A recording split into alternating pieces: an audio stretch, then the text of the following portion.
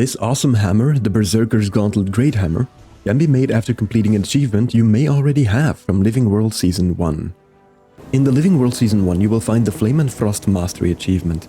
Completing this gives you the fused gear, which is the main component for this Greathammer. If you've already completed that achievement, then feel free to skip ahead using the timeline. Otherwise, I will show you which achievements I did so you can follow along. Friendly reminder that these are the achievements that I did. You can mix and match as long as you get the mastery. I usually just go for the easiest. Starting with new friends, new enemies down to a quiet celebration, these 5 achievements are simply by doing the story. Below that, Against the Alliance is easily achieved by doing events in the Essa Plateau. The achievement Guiding Sign has you repair 3 signposts. There are 3 signposts very close by the town of Nolan Waypoint, so teleport over there or exit the Black Citadel through the North Gate. One is right outside of the Black Citadel, another one a little farther back towards the waypoint, and then the third one just past the waypoint following the main road. You can repair any signpost, these I find are just the easiest. The next one is the Ready or Not achievement, and probably the most annoying one. This will have you find 16 hidden mining nodes in the Molten Furnace story instance. Important note here, if you've completed the stories before, you can just reactivate the Living World Season 1 and enter the necessary story step by going to the purple stars on your map. These mining nodes do not have to be found during the same run either. It marks down which ones you found before, and you can just continue on in the next run. The first one is at the start of the instance, behind the enemy portal. 2 through 6 are in the side pockets as the drill moves through the tunnel. Number 7, instead of turning left to head to the mist geysers, turn right and jump up the rocks to the spider caves.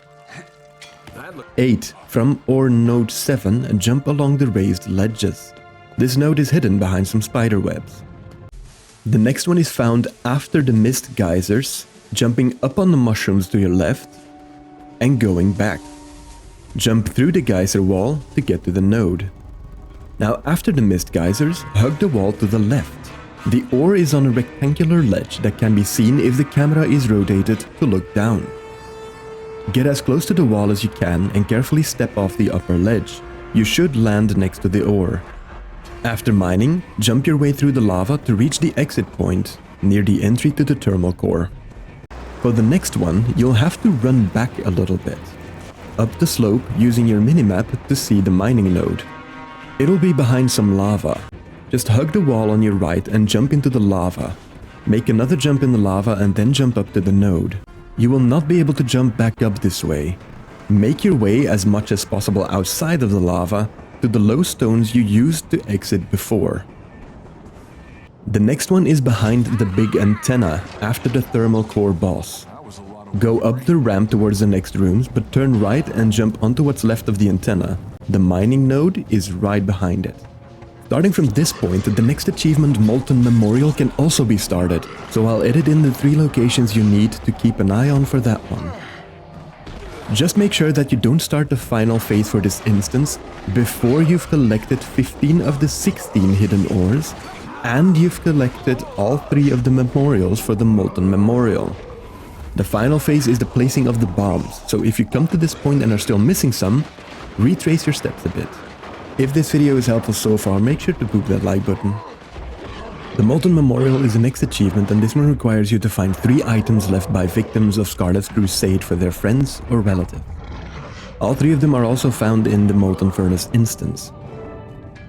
The first one can be found at the start of the prisoner section. Heading through the gate that opens up after the conversation, kill the guards and then jump over to the platform to inspect the body.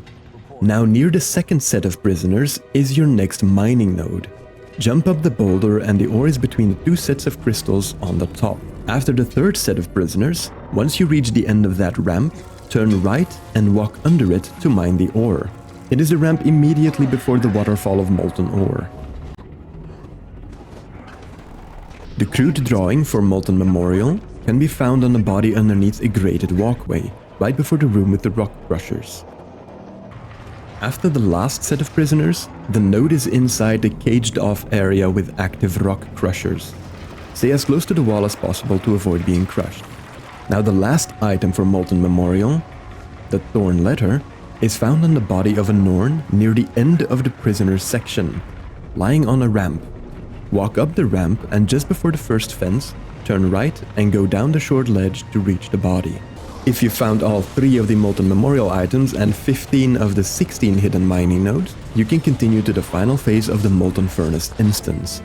After placing the bombs and blowing them up, a 30-second timer will start in which you need to escape the facility.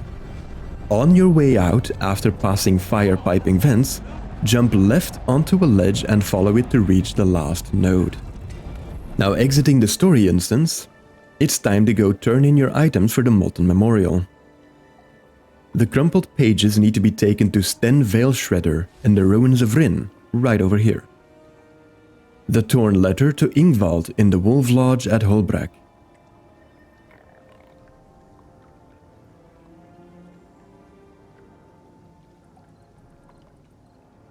And lastly, the crude drawing to Innkeeper Ayla at the Eastern Ward Waypoint in Lion's Arch. The next 2 achievements are rather easy. Fractal Recursion Molten Furnace and Fractal Recursion Molten Boss require you to complete the respective fractals after completing the storylines. And that's all there is to it.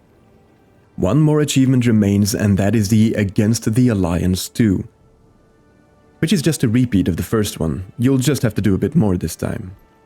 Completing that one should give you the Flame and Frost Mastery and the Fused Gear, now ready to make your awesome Greathammer. If you've already completed the achievement in the past and don't know where you put the Fused Gear, don't worry.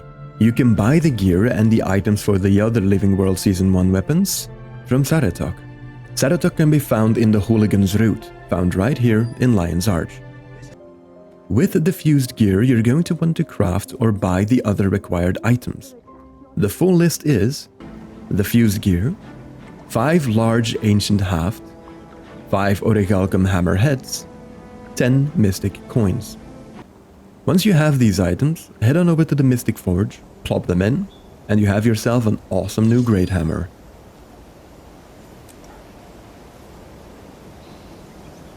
Now this hammer is really cool, but this is only one of the 5 weapons that you can make in Living World Season 1. There are 4 more that you can complete. The pistol, Decisive Evidence. The sword, Pavilion Champion's Wolfblade. The dagger, Lucid Dreamer's Dagger. And then the mace, Breachmaker Micro MK5. If you're interested in these as well, then make sure to check out the corresponding videos. Now I hope this one helped you out. If it did, then make sure to boop that like button and stop by a livestream sometime, and would love to have you. Until then though, take care and happy adventuring, my friends.